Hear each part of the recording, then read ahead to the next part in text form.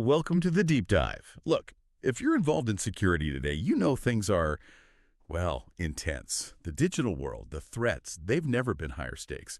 We're seeing attacks against information systems just growing like crazy, getting smarter, more efficient, and honestly, way more damaging financially.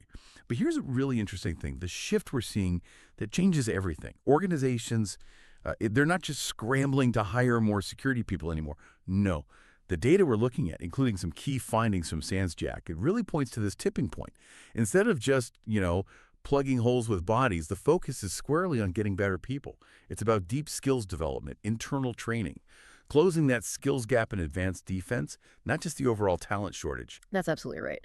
And to really be on top of your game here, to be, let's say, well-informed, you kind of need to grasp both sides of this coin at the same time. So our mission today is to give you that strategic view.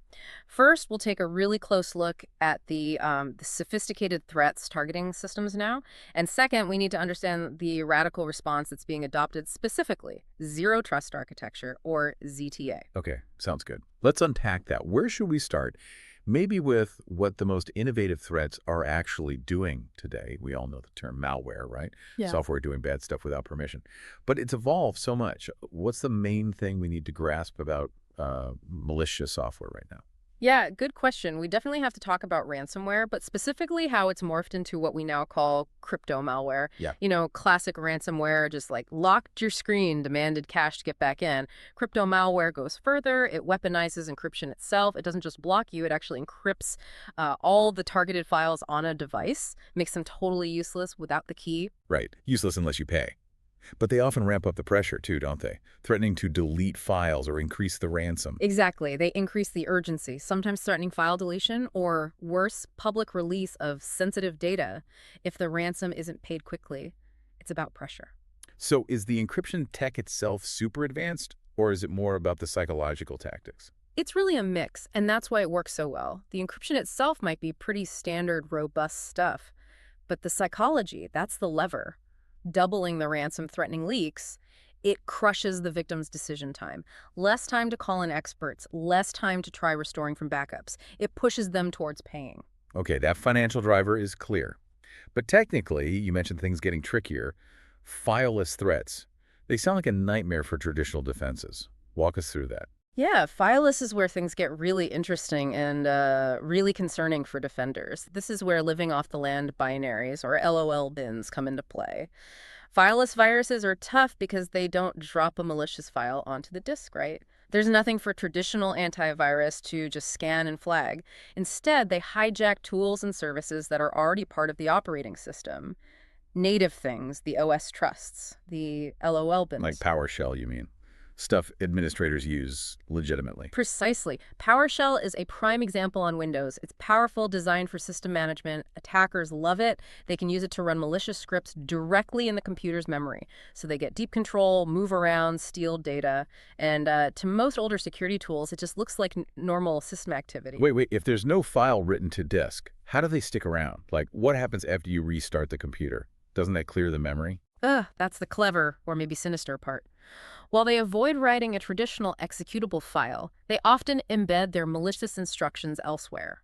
A really common place is the Windows registry. It's loaded every time the system boots up. So the attack just restarts itself automatically. Yep, it kicks off again, loading directly into RAM, running in memory, often in ways designed to be hard to spot.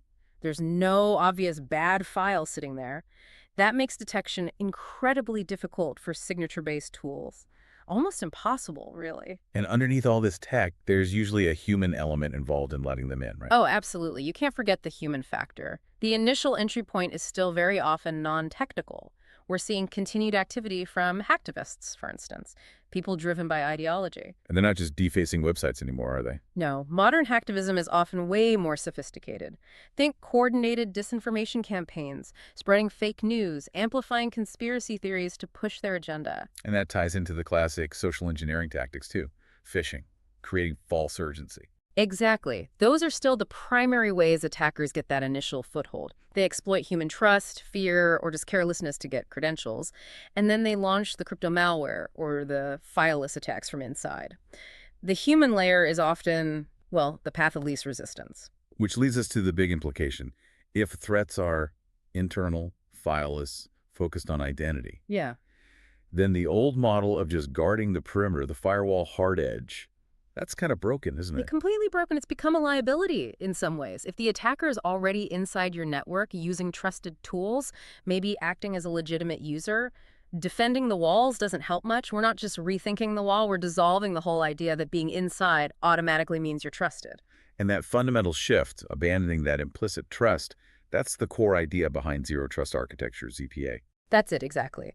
The central idea of ZTA, and you see this clearly in guidance like the NIST framework, is simple but radical. Your entire internal private network is not considered a safe, trusted zone anymore.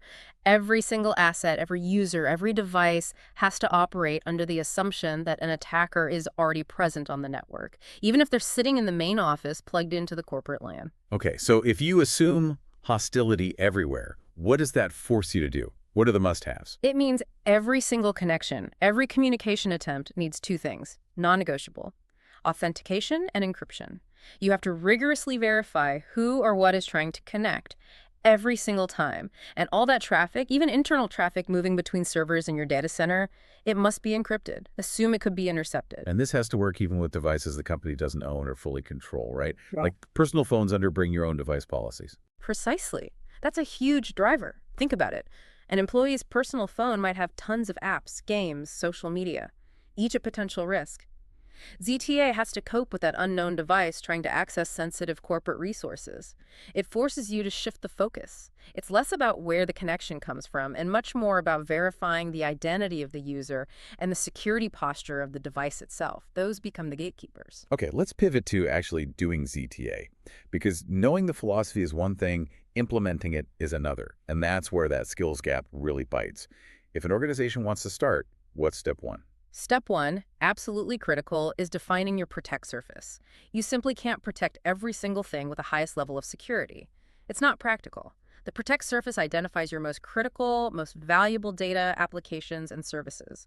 Your crown jewels, basically. And the key is that this surface is usually much smaller than the whole network, right? Much, much smaller than the overall network, or what people sometimes call the attack surface.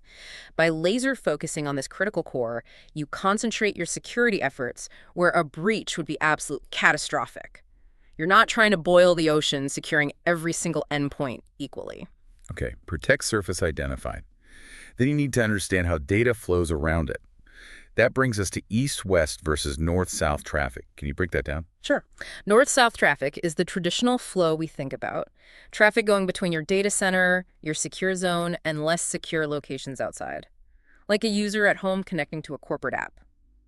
East-west traffic is different. That's the communication within the data center. Server talking to server, application talking to database, all inside that supposedly trusted internal network. Why is that east-west traffic so important in ZTA? If you've already authenticated the user coming in, north-south, haven't you solved the main problem? That's a really common question, and it highlights a key ZTA principle. Identity verification might stop the initial breach, the north-south entry, but what if an attacker compromises just one machine inside, maybe using one of those fileless LOL bin techniques? They effectively become that user or that service, right? Ah, okay. They're inside now. Exactly. If you're only watching the north-south door, that attacker can now move laterally east-west, jumping from server to server inside the data center, looking for higher privileges, trying to reach that protect surface you defined. ZTA demands you monitor and, critically, segment that internal east-west traffic, too. It stops a small breach from turning into a total network compromise. It contains the blast radius. Got it. It's like having internal checkpoints, not just a front door guard. So how do you enforce this? You mentioned identity is key. Let's talk about enhanced identity governance. How does that work dynamically? Right, so the enforcement really hinges on calculating a dynamic confidence level for every access request. It starts with the user's identity and their basic permissions, sure. That's the baseline. But ZTA goes much further. It pulls in real-time context. What device are they using? Is it company managed? Is it patched? What network are they on? Is it a known risky location? Is the time of day typical for this user and this action? So it's like building a risk score on the fly. Kind of, yeah. It synthesizes all these signals into that confidence level. Right. And that level determines what they're actually allowed to do. Maybe someone logging in from the office on a corporate laptop gets full access, 100% confidence. But the same user, same application, trying to connect from, say, a public Wi-Fi hotspot on their personal tablet, the system might calculate only 40% confidence. And what happens then? Blocked. Not necessarily blocked. Maybe they only get read-only access. Or maybe access to only a small, non-sensitive part of the application. It allows for really granular, context-aware enforcement of that least privilege idea. Access isn't just yes, no, it's adjusted based on risk. This sounds incredibly powerful for network access. But what about the endpoint itself? We talked about those fileless attacks running in memory. Does ZTA mean you don't need things like endpoint security software anymore? No, absolutely not. Layered defense is still crucial. ZTA is amazing for managing network access, authorization, and segmentation based on identity and context. But you still need strong controls on the device itself to spot and stop malicious behavior happening locally. So things like HIDs, HIPS. Yes, host intrusion detection and prevention systems, and especially the more modern endpoint detection and response, or EDR, platforms. EDR is vital because it's constantly monitoring endpoint activity, looking for anomalies, looking for suspicious behaviors, exactly the kind of thing a fileless attack exhibits. Right, it's not just looking for known bad files. Exactly. EDR can spot PowerShell being used in a weird way, or unusual memory activity, or attempts to connect to known malicious sites. These tools are your last line of defense right there on the endpoint, catching things that ZTA might have correctly authorized the user for, but needs to stop the malicious action itself. That really paints the complete picture, doesn't it? Connecting the evolving threats to the necessary architectural shift. I think so. And if we loop back to where we started with that SANS GI data about skills, the whole industry focus is shifting. It's moving away from just guarding the perimeter, the wall.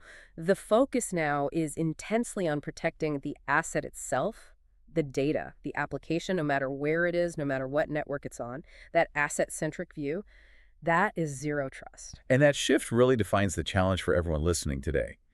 We've seen the move from perimeter to asset. We've seen malware evolving to attack trust itself. So the real question this raises isn't if your organization needs to think about ZTA, but maybe, do you and your team have the skills, the sort of synthesis needed to actually manage this? A security model that needs constant, real-time integration of identity, device health, network context, all feeding into one decision engine. That level of thinking, both strategic and technical, well, that's probably your next big challenge in keeping pace with this landscape. Something to definitely think about.